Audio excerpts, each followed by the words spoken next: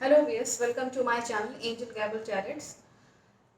Today I have made this video specially for those people who are facing the money problem. मैंने ये video Sharad Purnima जो कि कल है के दिन आपको कौन कौन से उपाय करने चाहिए। पैसे की अगर घर में तंगी हो रही है या किसी भी तरह की परेशानी है, रिश्तों में बन नहीं पाती है या आपको किसी चीज़ को सिद्ध करना है, तांत्रिक क्रियाएं करनी है या किसी भी चीज़ को आपको प्योर करना है, शुद्ध करना है, ये सभी कार्य शरद पूर्णिमा वाले रात को किए जाते हैं, यानी कि 19th की रात को। कई लोग 20 तारीख को भी पूर्णिमा की पूजा करते हैं। शरद पूर्णिमा की विशेष रूप से पूजा भी की जाती है, लेकिन हम लोग यानी कि आप लोग, हम लोग, सभी लोग 19 को, स्पेशली 19 की रात को स्टार्ट करते हुए जो भी सिद्धि आपको प्राप्त करनी है या कोई भी चीज़ को आपको सिद्ध करना है या कोई भी अगर उपाय करना है तो वो 19 को जाकर के आप अपना उपाय या कोई भी काम हो वो आप कर सकते हैं। अब मैं आपको बारी बारी से बताती हूँ कि कौन कौन से उपाय बहुत ही विशेषकर हैं, क्योंकि इस रात में बहुत सारी चीज़ें की जा सकती हैं। आज ही से कार्तिक मास नेक्स्ट 21 तारीख को जो कि शुरू हो रहा है, शरद पूर्णिमा को महारास का दिन भी माना जाता है।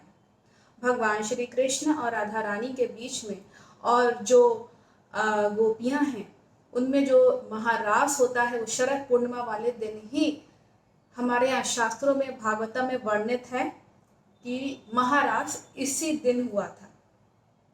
और इस दिन जो कोई भी तपस्या, जाप, किसी भी गॉड को आप मानते हो, इस दिन अगर आप करते हैं 108 बार किसी भी मंत्र का, जो भी आपको महामंत्र लगता हो कि ये मुझे, जैसे आपके घर में धन की कमी है तो महालक्ष्मी का जो मूल मंत्र होता है उसको 108 बार जाप करने से रात में आपको विशेष रूप से धन की कमी नहीं रहती।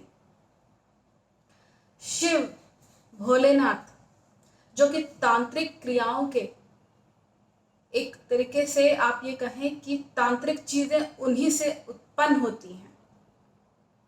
इस दिन ओम नमः शिवाय या शिव या पार्वती जी का जो मूल मंत्र है, कोई भी मूल मंत्र जो आपको आसानी से, जो आपको जप सकते हैं, आप रुद्राक्ष की माला पे अगर आप जाप करते हैं तो आपकी विशेष कृपा शिव जी की मिलती है।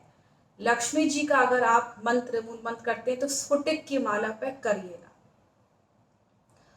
अगर आपके पास कमल गट्टे की माला अगर आपको मिल जाए 108 की बनी हुई, तो भी लक्ष्मी जी का इस पे, कमल के गट्टे पे करना बहुत उचित माना जाता है। धन की कमी हो रही है तो आपको, अगर आपके दुकान कहीं, पूजा भंडार कहीं आसपास अगर आपको मिल जाए तो आपको शंख, दक्षिण मुखी शंख अगर आपको मिल जाए तो, या अगर आप किसी से मंगवा सकते हैं या ऑलरेडी आपके पास है, लेकिन अगर आप नहीं जानते कि इसका उपाय कैसे किया जा सकता है, दक्षिण मुखी हमेशा दक्षिण की ओर उसका मुख खुला हुआ होता है शंख का। इस दिन आप उसको विशेष रूप से अक्षत, गंगा जल और दूध से स्नान करा के, शुद्ध करके लक्ष्मी जी के चरणों पर अगर चढ़ाते हैं तो विशेष रूप से लक्ष्मी जी की कृपा आपके घर पर बनी रहती है। इस दिन कई तरह की शंख और सीपियां अगर आपके घर में हैं, सीपियां हैं और आप अपने अलमारी में नियमित रूप से उसको रखते हैं, शंख सीपियां अगर आपके पास हैं तो आप देखिएगा जो लोग उपाय करते हैं वो लोग इसी शरद पूर्णिमा की रात को सेंधा नमक में करके जल में करके, चांदी के एक बर्तन में इसको करके, इसको चंद्रमा की रोशनी में रात भर रखा जाता है और अगले दिन इसको वापस अपनी तिजोरी या आपका अलमारी के लॉकर, जहां आप अगर पूजा में रखना चाहें पूजा स्थान पे रख सकते हैं। शरद पूर्णिमा वाले दिन जो दक्षिण मुखी शंख है उसे भी शुद्ध करने के लिए आपको उसको चंद्रमा की रोशनी में, जहाँ से अमृत बरसता है, उसके नीचे रखना चाहिए। नेक्स्ट, जो धन में आपके अगर कमी आ रही है, ये सब तो आप करेंगे ही, इसके अलावा पीली रंग की सीपियाँ आती हैं, वो लक्ष्मी जी को बहुत पसंद है। अगर आपके पास पीले रंग के छोटे छोटे वाले मिलते हैं, अगर आपको मिल सके तो बहुत अच्छा है। वो भी आप लक्ष्मी जी को गंगा जल और दूध में स्नान करा के उसको शुद्ध करके चंद्रमा की रोशनी में रख के लक्ष्मी जी के चरणों पे अगर रखते हैं, और ये कब तक रखना है? दिवाली तक रखना है। अगर लक्ष्मी जी के चरणों पे रख रहे हैं, विशेष रूप से ध्यान रखिए, कार्तिक मास के पूरे समय तक आपको रखना है और दिवाली तक की अमावस्या तक रखना है। यानी कि ये पूर्णिमा से लेकर के अमावस्या तक का समय बहुत इम्पॉर्टेंट होता है। इस दिन लोग, स्पेशली जो लोग तांत्रिक क्रियाएं करते हैं, सिद्धि प्राप्त करना चाहते हैं, उन्हें ये दिन गंवाना नहीं चाहिए, ना ही वो गवाते हैं। एक विशेष चीज़ जो मुझे जो ध्यान आ रही है, जो कि बहुत इम्पॉर्टेंट है, जो मैंने बोला कार्तिक मास की पूर्णिमा से ले करके ये जो शरद पूर्णिमा जो कि 19 को है, 19 से आपको श्राद्ध में शुरू करना है ये उपाय, और दिवाली तक आपको ये उपाय करना है। आपको दीप दान करना है, दीप जलाना है। एक दिया आप अपने जहाँ मकान है आपका या किराए का मकान है, कहीं भी आप रह रहे हैं, वहाँ पे किसी ऊंचे स्थान पे जाकर के उसको रोज शाम को जलाना है, यानी कि संध्या समय, सूर्यास्त के बाद करना है ये काम आपको। रोज वहाँ पे घी का दिया जलाना है। दूसरा दिया तुलसी जी के पास जलाना बहुत ज़रूरी होता है, ये शुभ माना जाता है। घर में किसी भी तरह की आपदा को तुलसी जी ले लेती हैं। तीसरा दिया पीपल के पेड़ के पास जलाना है संध्या में ही, यानी कि शरद पूर्णिमा से लेकर के आपको अमावस्या, दिवाली की अमावस्या तक ये काम करना है। चौथा दिया आपको अपने साउथ के तरफ, साउथ की जो दिशा होती है या साउथ वेस्ट भी मिल जाए, साउथ इज द बेस्ट, वहाँ पे आपको कड़वे तेल का दिया ज़रूर से जलाना है। ये कुछ विशेष दिए के उपाय हैं जो कि करने हैं, हर हाल में आप जलाइए। साउथ में केवल कड़वा तेल का जलेगा, बाकी सब जगह आपका घी के दिए ही जलेंगे, ध्यान रखिएगा। उसमें अगर आप लौंग और कपूर अगर रख देते हैं, 2 लौंग और कपूर, 2 लौंग के जोड़े और कपूर, तब तो बहुत अच्छा है। ध्यान रखिए अगर आपके किचन में, क्योंकि किचन से जो खाना निकलता है वो सबकी सेहत के लिए बहुत अच्छा हो, ये बहुत ज़रूरी है। आपको अपने किचन में हमेशा ध्यान रखिए। इसमें मैं अलग से एक वो भी बना दूंगी, इस पे एक वीडियो बना दूंगी जिसमें आपको विशेष रूप से किचन किस तरीके से रखना है। अगर आपका किचन वास्तु के अकॉर्डिंग थोड़ा सा गलत जा रहा है तो आप क्या करें। अगर आपका किचन वास्तु के अकॉर्डिंग भी है लेकिन घर के लोगों को फिर भी सेहत खराब रहती है, कुछ ना कुछ रहता है, दैट मीन्स कि या तो आपका जो किचन की जो रखत है, जो मैनेजमेंट है किचन का, वो गड़बड़ हो रहा है। क्योंकि किचन में भी डायरेक्शंस होते हैं, कोनों को भी ध्यान में रखा जाता है। तो मैं बात कर रही थी शरद पूर्णिमा की। शरद पूर्णिमा वाले दिन किचन में अगर आप विशेष रूप से दिया जलाते हैं तो मान के चलिए लौंग और कपूर ही केवल जला दीजिए आप, भले ही घी का ना जलाइए, लेकिन लौंग कपूर की अगर वहाँ धुरी देते रहेंगे ना किचन में, तो आप देखिएगा, ये तो एक उपाय है, सिर्फ बहुत सारे हैं। तो आपके किचन में जो नकारात्मक ऊर्जा निकल रही है वो निकलती रहेगी, बहुत आसानी से निकलेगी, आपको कोई तकलीफ होगी ही नहीं।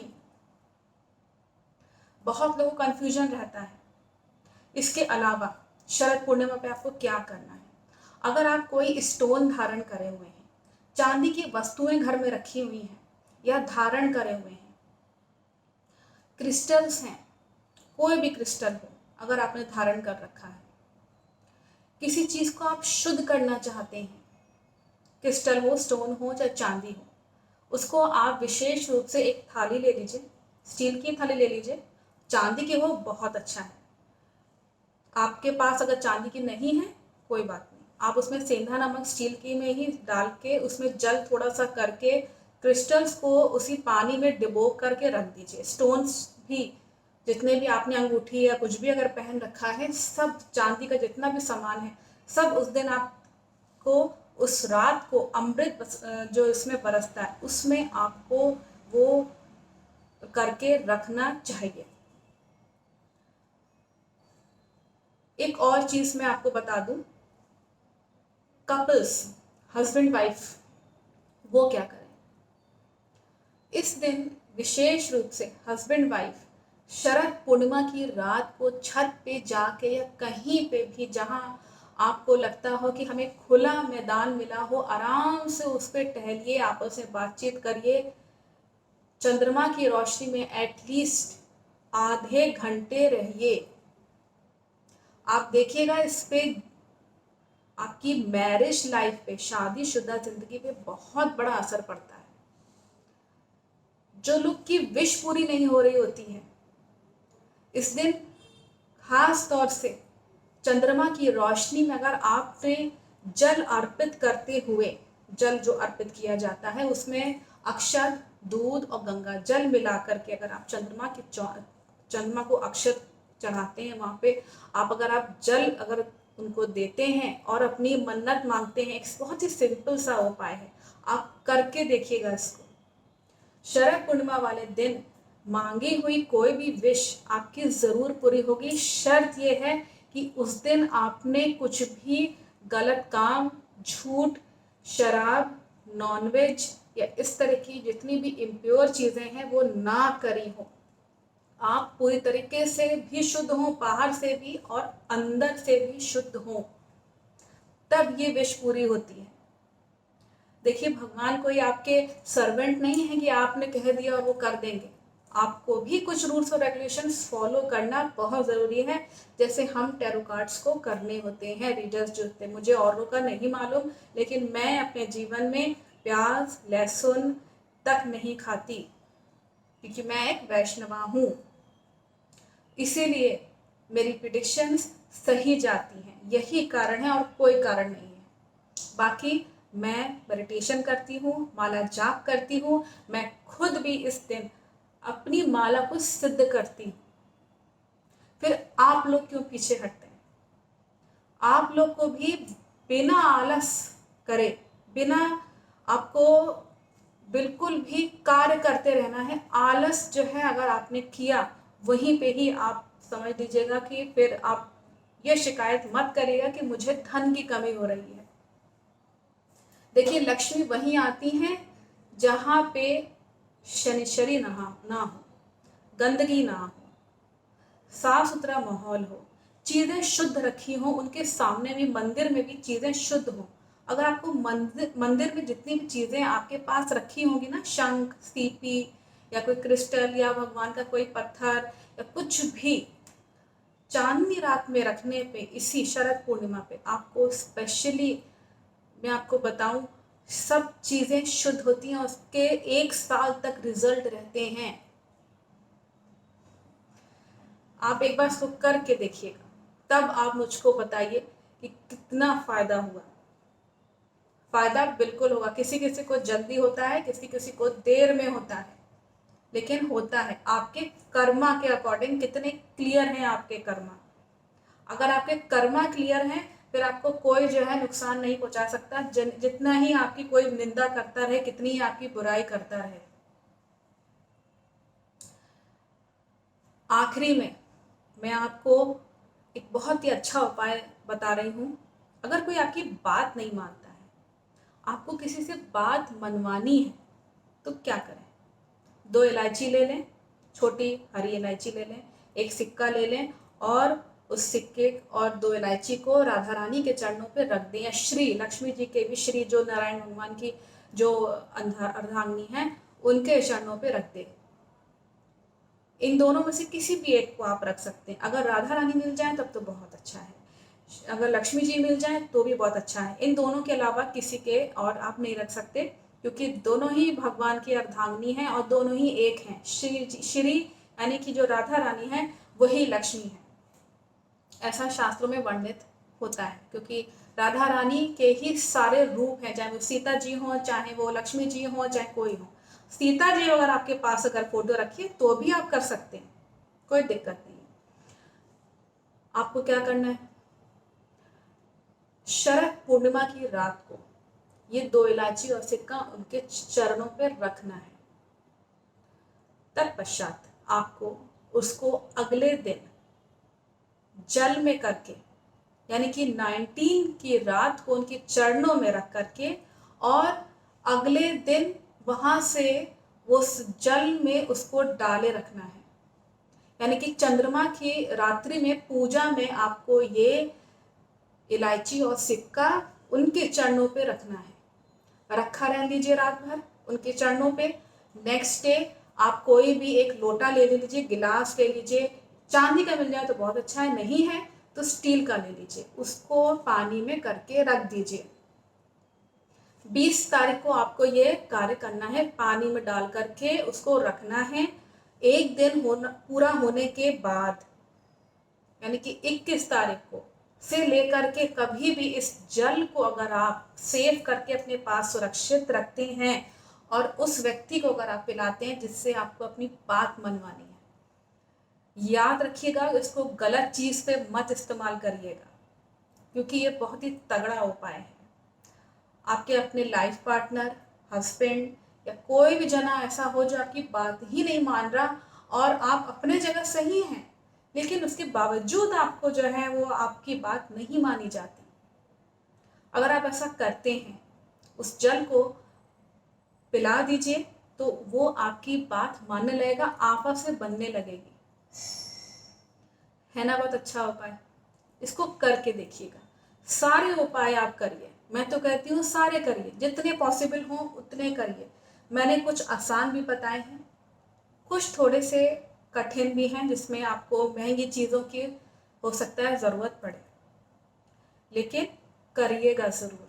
आप सभी व्यूअर्स को मैं थैंक्स कहूँगी। मैं काफ़ी दिनों बाद लाइव इस पे आई हूँ, आपके सामने आई हूँ। तो बहुत दिनों से वीडियो में नहीं बना पा रही थी, केवल प्रेडिक्शंस ही निकाल पा रही थी। लेकिन मैं थैंक्स कहूँगी जो लोग सब्सक्राइब नहीं करे हुए हैं उनको भी थैंक्स कहूँगी, जो देखते हैं मेरा चैनल पे व्यू डालते हैं उनको भी मैं थैंक्स कहूँगी। जितने भी प्रेडिक्शंस मेरे सही निकले हैं, आप सभी ने उसको प्रोत्साहित किया है, मुझे भी किया है। आगे भी आई होप आप मुझे एनकरेज करेंगे कि मैं और भी ज़्यादा प्रेडिक्शन निकालूं। समाज के लिए जो इम्पोर्टेंट मैसेज सोसाइटी में जाना चाहिए इस चैनल के थ्रू वो जाए, और हम सभी इसके भागीदार बने। भागीदार का मतलब है वो मैसेज समाज तक पहुँचे कि क्या चीज़ गलत है और क्या चीज़ सही है। Thank you so much for watching my video.